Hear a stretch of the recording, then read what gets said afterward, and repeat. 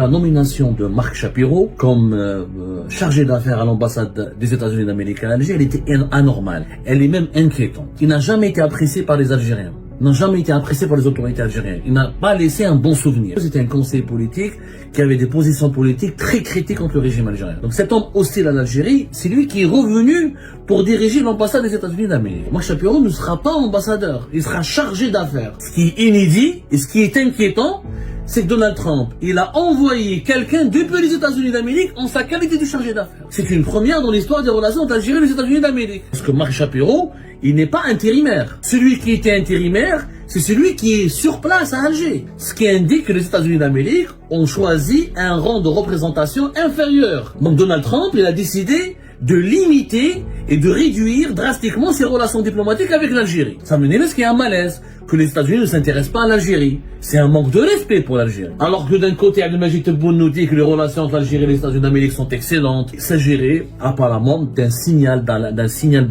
message ferme adressé par les États-Unis d'Amérique à l'Algérie concernant la gestion du dossier Sahara occidental. L'administration américaine, elle veut clore ce dossier. Elle veut le boucler dans le cadre de la reconnaissance de la souveraineté du Maroc sur le Sahara occidental dans le cadre d'un plan d'autonomie.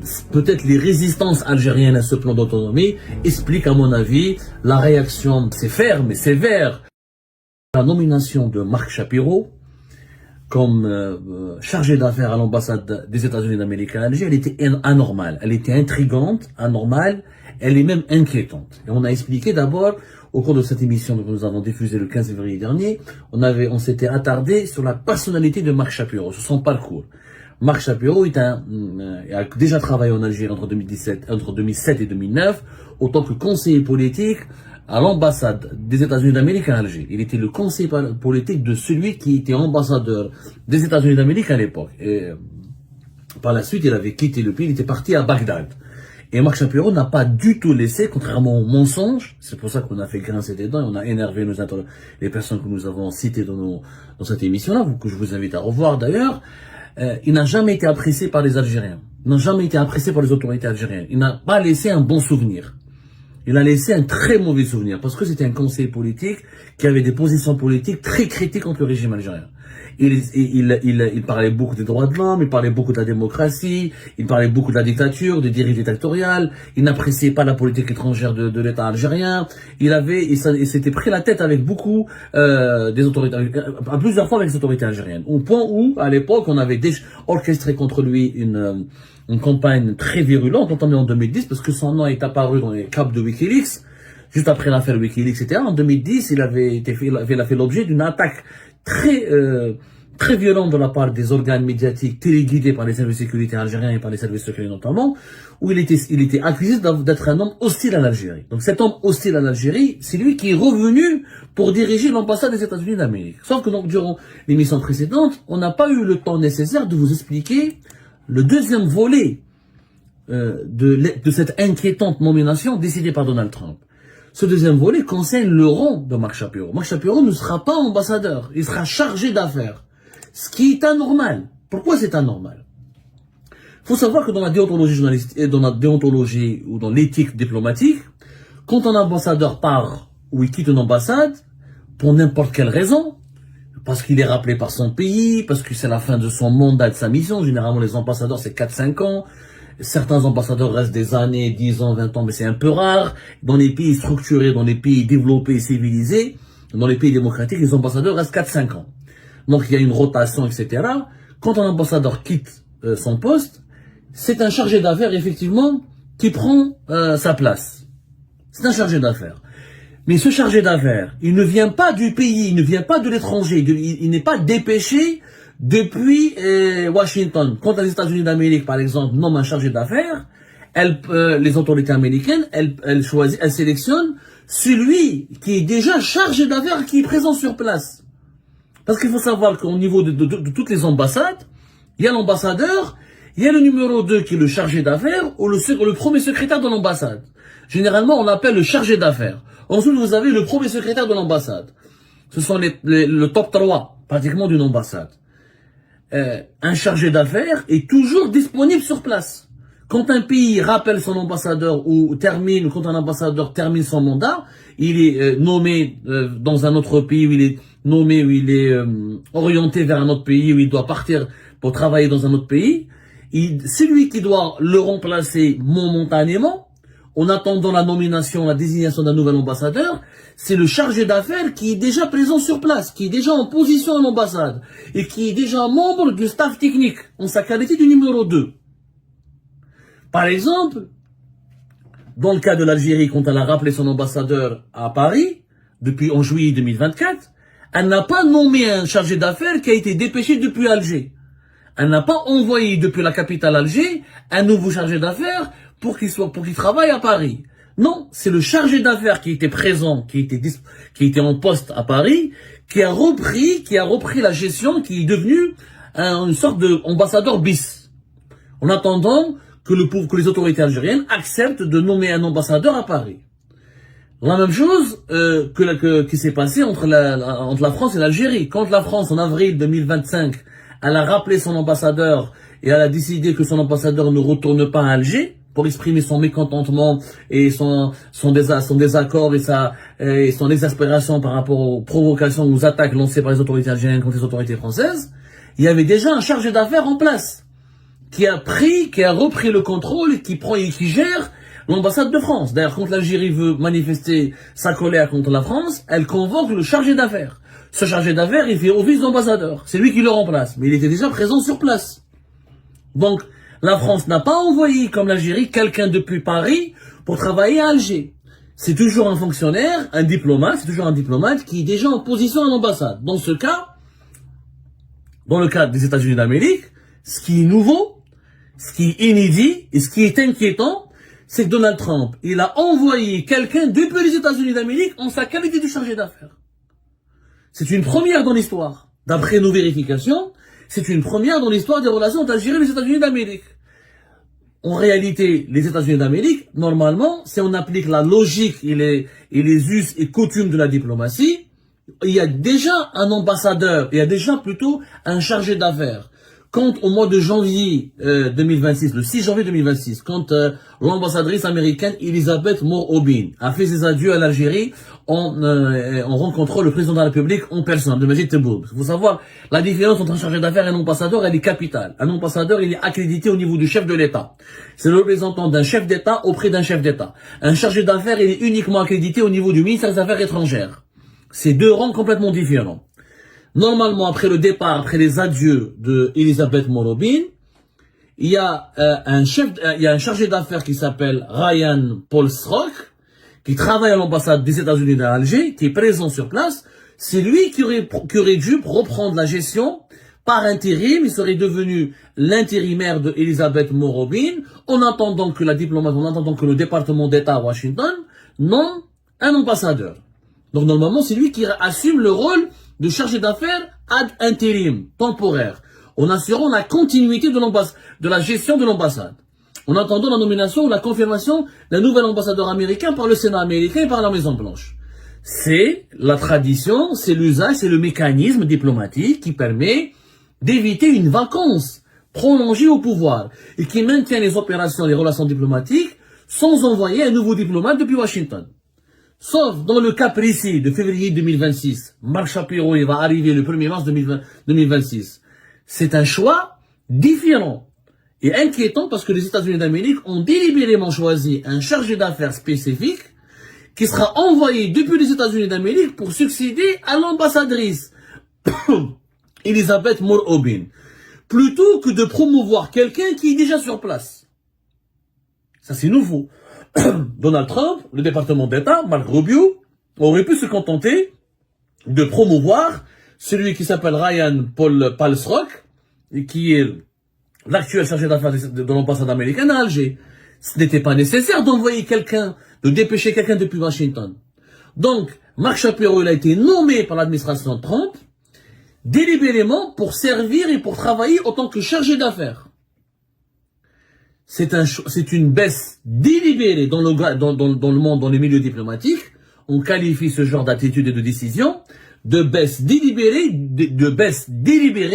du niveau de représentation diplomatique. On passe du poste d'ambassadeur à celui de chargé d'affaires. Donc le poste d'ambassadeur, il est vacant. Donc c'est une baisse retenez bien le terme, une baisse délibérée de niveau de représentation diplomatique. Et cela n'est pas normal, dans le sens, ce n'est pas une routine administrative, une pratique diplomatique reconnue, etc. Non, c'est une pratique diplomatique reconnue pour signaler des tensions ou un malaise dans les relations entre deux pays, ou une réévaluation des relations bilatérales.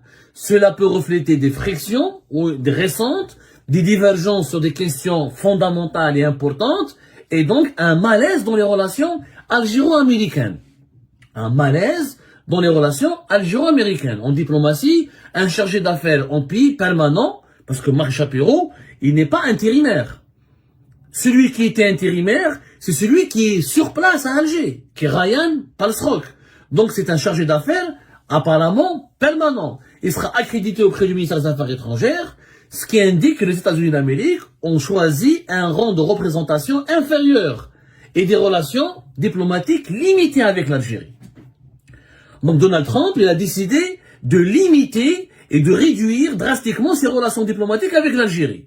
Pour manifester quoi? Ça manifeste qu'il y a un malaise, que les États-Unis ne s'intéressent pas à l'Algérie. C'est un manque de respect pour l'Algérie. Alors que d'un côté, Abdelmajid Tebboune nous dit que les relations entre l'Algérie et les États-Unis d'Amérique sont excellentes, sont grandioses, sont historiques, sont profondes, nous avons un Donald Trump qui choisit de limiter les relations et de baisser délibérément le niveau de représentation diplomatique et de choisir de la rabaisser à un rang inférieur en désignant un simple chargé d'affaires pour diriger l'ambassade américaine à Alger. Ça, c'est inédit. Et ça, c'est une première. On a expliqué par le passé, il y a eu des périodes assez longues, de plusieurs mois, voire une année, 2 ans, où l'ambassade américaine est dirigée par un chargé d'affaires. Mais c'est un chargé d'affaires, encore une fois, comprenez la nuance. C'est un chargé d'affaires qui est présent sur place, qui était déjà en poste au niveau de l'ambassade. Ce n'est pas un chargé d'affaires qui a été dépêché depuis l'étranger. Et ce type de pratique diplomatique, les États-Unis d'Amérique la mettent en place, ou recourent à ce genre de pratique, ou utilisent ces pratiques diplomatiques avec les pays ou contre les pays avec lesquels ils ont des problèmes, ou de mauvaises relations, ou des relations superficielles. Comme le cas de Cuba, par exemple, où ils ont un chargé d'affaires. Les États-Unis d'Amérique ont eu rarement des ambassadeurs. Ça, vous pouvez vous informer, on peut s'en informer là-dessus. Donc, c'est quelque chose d'assez inédit. Donc, pour reprendre les exemples, l'ambassadeur d'Algérie en France a été rappelé. C'est l'ambassade d'Algérie par un chargé d'affaires qui est déjà un membre de l'ambassade. La même chose pour l'Espagne. La même chose pour l'ambassade de France à Alger. L'ambassadeur de France a quitté son poste à Alger, il a été rappelé. C'est un chargé d'affaires présent sur place qui gère et qui dirige l'ambassade.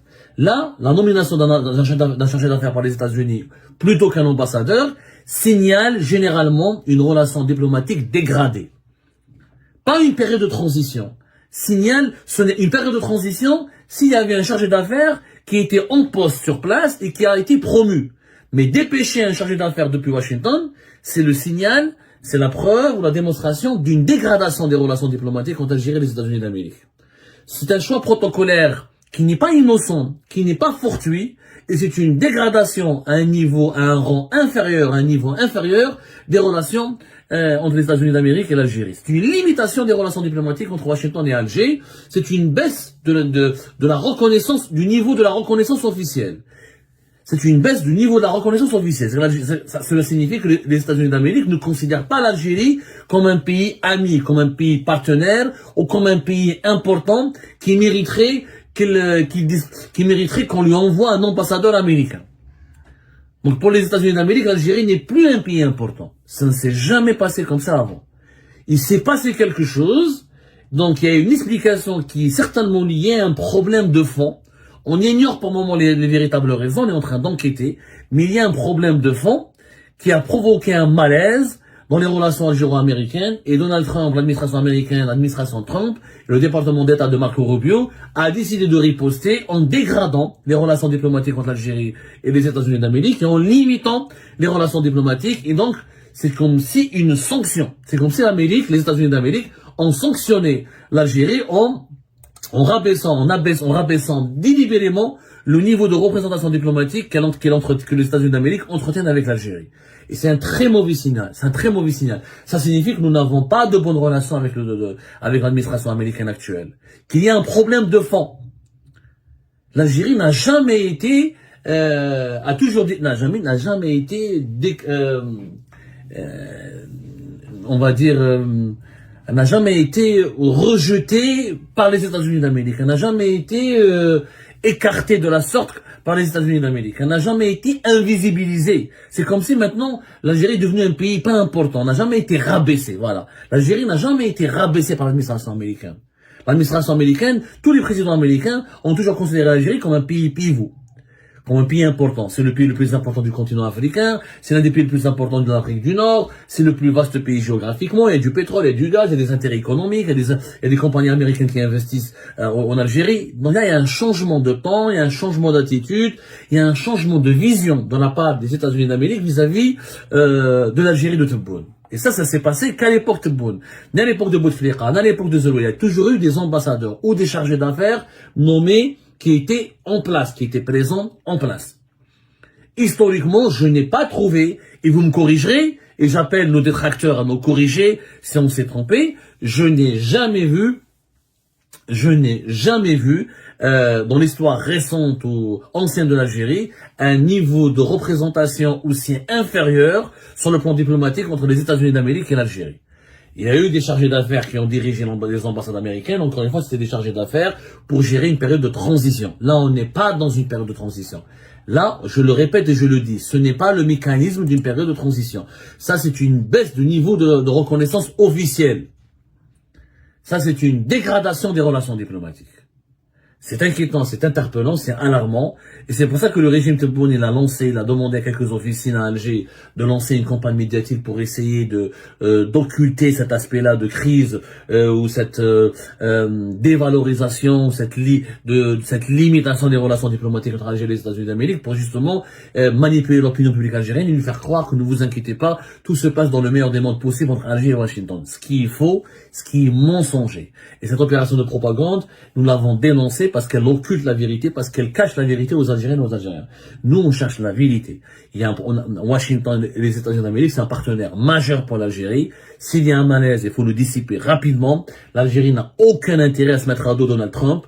Elle n'a absolument aucun intérêt et surtout, elle n'a pas du tout, elle a tous les atouts pour construire une très bonne alliance avec les États-Unis d'Amérique. C'était bien parti à l'époque d'Elisabeth Morobin. Au moment où les négociations autour du Sahara occidental ont commencé à Madrid au début de l'année 2026, il y a eu ce malaise qui a éclaté. Est-ce que c'est une manière, c'est possible, moi, d'après les informations dont je dispose et d'après les analyses que j'ai pu obtenir, les analyses que j'ai pu formuler en se basant sur les sources les plus fiables que nous avons pu consulter, il s'agirait apparemment d'un message ferme adressé par les États-Unis d'Amérique à l'Algérie concernant la gestion du dossier Sahara occidental. L'administration américaine, elle veut clore ce dossier, elle veut le boucler. Ça fait trop de Ce dossier, ce conflit dure depuis très longtemps. Ça fait plusieurs décennies que ça dure. Il déchire le Maghreb, il menace la sécurité au Maghreb, il menace l'ensemble de la sécurité régionale en Afrique du Nord. Les États-Unis d'Amérique ont envie de le boucler dans le cadre de la reconnaissance de la souveraineté du Maroc sur le Sahara occidental, dans le cadre d'un plan d'autonomie. Peut-être les résistances algériennes à ce plan d'autonomie expliquent, à mon avis, la réaction assez ferme et sévère et historique des États-Unis d'Amérique qui ont décidé de dégrader et de